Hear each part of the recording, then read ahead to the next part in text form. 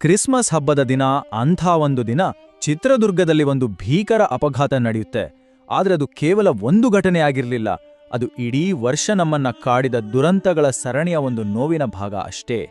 ಬನ್ನಿ, ಆ ಕರಾಳ ರಾತ್ರಿ ನಿಜವಾಗಿ ಏನಾಯ್ತು ಅಂತ ನೋಡೋಣ. ಚಿತ್ರದುರ್ಗ ಬಸ್ ಅಪಘಾತದಲ್ಲಿ ಮೊದಲಿಗೆ ಬಂದಿರೋ ವರದಿಗಳ ಪ್ರಕಾರ 9 ಅದಕ್ಕಿಂತ ಹೆಚ್ಚು ಜನ ಸ್ಥಳದಲ್ಲೇ ಪ್ರಾಣ ಬಿಟ್ಟಿದ್ರು. ಇದು ಸುಮ್ಮನೆ ಸಾವುಗಳಲ್ಲ, ನಿಜಕ್ಕೂ ಎದೆ ನಡುಗಿಸುವಂತಹದ್ದು. ಬೆಂಕಿಯಲ್ಲಿ ಸಿಲುಕಿ ಸಜೀವವಾಗಿ ಸುಟ್ಟು ಹೋಗಿದ್ರು. ಈ ಒಂದು ಮಾತು ಕೇಳಿದ್ರೆ ಸಾಕು, ಆ ಘಟನೆಯ ಭೀಕರತೆ ಎಷ್ಟಿತ್ತು ಅಂತ ಅರ್ಥ ಆಗುತ್ತೆ. ಸೊ ಈ ಘಟನೆ ಆಗಿದ್ದು ಎಲ್ಲಿ ಅಂದ್ರೆ ಚಿತ್ರದುರ್ಗದ ಹಿರಿಯೂರ್ ಹತ್ರ ಗೊರಲತ್ತು ಕ್ರಾಸ್ ಅಂತ. ಎಲ್ಲರೂ ನಿದ್ದೆ ಮಾಡ್ತಿದ್ದ ಬೆಳಗಿನ ಜಾವದ ಸಮಯ. ಆ ಕ್ಷಣದಲ್ಲಿ ನ್ಯಾಷನಲ್ ಹೈವೇ 48 ಒಂದು ರೀತಿ ಸಾವಿನ ದಾರಿಯಾಗಿ ಬದಲಾಗಿತ್ತು. ಒಂದ್ ಕಡೆ ಗೋಕರ್ಣಕ್ಕೆ ಹೋಗ್ತಿದ್ದ ಒಂದು Seabird sleeper bus, full passengers ಇದ್ರು.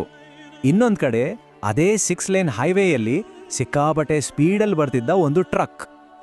ಬಸ್ನಲ್ಲಿದ್ದ ಬಹುತೇಕ ಜನರಿಗೆ ಏನಾಗ್ತಿದೆ ಅನ್ನೋ ಅರಿವೇ ಇರಲಿಲ್ಲ. ಎಲ್ಲರೂ ಕನಸಿನ ಲೋಕದಲ್ಲಿದ್ರು. ನೋಡಿ, ಕೆಲವೊಮ್ಮೆ ದೊಡ್ಡ ದೊಡ್ಡ ದುರಂತಗಳಿಗೆಲ್ಲ ಕಾರಣ ಆಗೋದು ಒಬ್ಬ ಡ್ರೈವರ್ ಮಾಡುವ ಒಂದು ಚಿಕ್ಕ ತಪ್ಪು. ಇಲ್ಲಿ ಕೂಡ ಆಗಿದ್ದು ಅದೇ. ಆ ಒಂದು ತಪ್ಪಿನಿಂದ ಒಂದಾದ ಮೇಲೊಂದು ಘಟನೆಗಳು ನಡೆದು ಕೊನೆಗೆ ಇಷ್ಟೊಂದು ದೊಡ್ಡ ದುರಂತಕ್ಕೆ ಕಾರಣವಾಯಿತು. ಹಾಗಿದ್ರೆ ಆಕ್ಸಿಡೆಂಟ್ ಆಗಿದ್ದು ಹೇಗೆ? ಈ ಸ್ಲೈಡ್ನಲ್ಲಿ ನೋಡೋಣ. ಫಸ್ಟ್, ಓವರ್ ಸ್ಪೀಡ್ನಲ್ಲಿದ್ದ ಟ್ರಕ್ ಡ್ರೈವರ್ನ ಕಂಟ್ರೋಲ್ ತಪ್ಪುತ್ತೆ. ನೆಕ್ಸ್ಟ್, ಆ ಟ್ರಕ್ ಡಿವೈಡರ್ ಹಾರಿ ಆಪೋಸಿಟ್ ಲೇನ್ಗೆ ನುಗ್ಗುತ್ತೆ. ನೇರವಾಗಿ ಹೋಗಿ ಬಸ್ಸಿನ ಡೀಸೆಲ್ ಟ್ಯಾಂಕ್ಗೆ ಗುದ್ದುತ್ತೆ. ಅಷ್ಟೇ, ಆ ರಭಸಕ್ಕೆ 2 ಗಾಡಿಗಳು ಕಣ್ಣು ಮುಚ್ಚಿ ತೆರೆಯೋದ್ರೊಳಗೆ ಬೆಂಕಿ ಗೋಳಗಳಾಗ್ಬಿಟ್ಟವು. ಈ ಆಕ್ಸಿಡೆಂಟ್ ಹೇಗಾಯಿತು ಅನ್ನೋದನ್ನ ಬಿಟ್ಟು ಈಗ ಆ ದುರಂತಂದ್ಲು ಸಿಕ್ಕಿ ಹಾಕಿಕೊಂಡ ಜನರ ಬಗ್ಗೆ, ಅವರ ನೋವಿನ ಬಗ್ಗೆ ಮಾತಾಡೋಣ. ಬೆಂಗಳೂರಿಂದ ಹೊರಟಿದ್ದ ಆ ಬಸ್ಸಲ್ಲಿ ಒಟ್ಟು 32 ಜನ ಇದ್ರು. ಅಬ್ಬಾ, 32 ಜೀವಗಳು. ಪ್ರತಿಯೊಬ್ಬರಿಗೂ ಅವರದೇ ಆದ ಕನಸುಗಳಿದ್ವು, ಅವರದೇ ಆದ ಕಥೆಗಳಿದ್ವು. ಅವರೆಲ್ಲ ಯಾಕೆ ಪ್ರಯಾಣ ಮಾಡ್ತಿದ್ರು ಅಂತ ಕೇಳಿದ್ರೆ ಇನ್ನೂ ಬೇಜಾರಾಗುತ್ತೆ. ಕೆಲವರು ಗೋಕರ್ಣಕ್ಕೋಗಿ ಕ್ರಿಸ್ಮಸ್ ರಜೆ ಎಂಜಾಯ್ ಮಾಡೋಣ ಅಂತ ಹೊರಟಿದ್ರು. ಇನ್ನು ಕೆಲವರು ಹಬ್ಬಕ್ಕೆ ತಮ್ಮ ಮನೆಗೆ, ತಮ್ಮವ್ರ ಹತ್ರ ಹೋಗ್ತಿದ್ರು.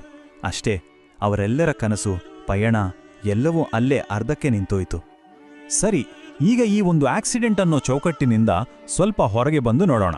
ಯಾಕಂದ್ರೆ ಇದು ಆ ವರ್ಷ ನಡೆದ ಒಂದೇ ಒಂದು ದುರಂತ ಆಗಿರಲಿಲ್ಲ. ಇದು ನಾವು ದುರಂತಗಳ ವರ್ಷ ಅಂತ ಕರೆಯಬಹುದಾದ ಒಂದು ದೊಡ್ಡ ಸರಣಿಯ ಕೊನೆಯ ಕೊಂಡಿಯಷ್ಟೇ. ಆ ವರ್ಷ ಯಾಕಷ್ಟೊಂದು ಕೆಟ್ಟದಾಗಿತ್ತು ಅಂದ್ರೆ ಈ ಸ್ಲೈಡ್ ನೋಡಿ.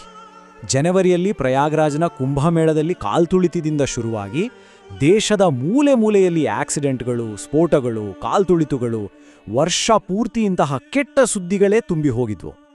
ವರ್ಷದ ಶುರುವಿನಲ್ಲಿ ಆರಂಭವಾದ ಈ ಕೆಟ್ಟ ಘಟನೆಗಳ ಸರಣಿ ವರ್ಷದ ಕೊನೆ ದಿನಗಳವರೆಗೂ ನಿಲ್ಲಲೇ ಇಲ್ಲ ಅನ್ನೋದು ನಿಜಕ್ಕೂ ದುಃಖದ ಸಂಗತಿ.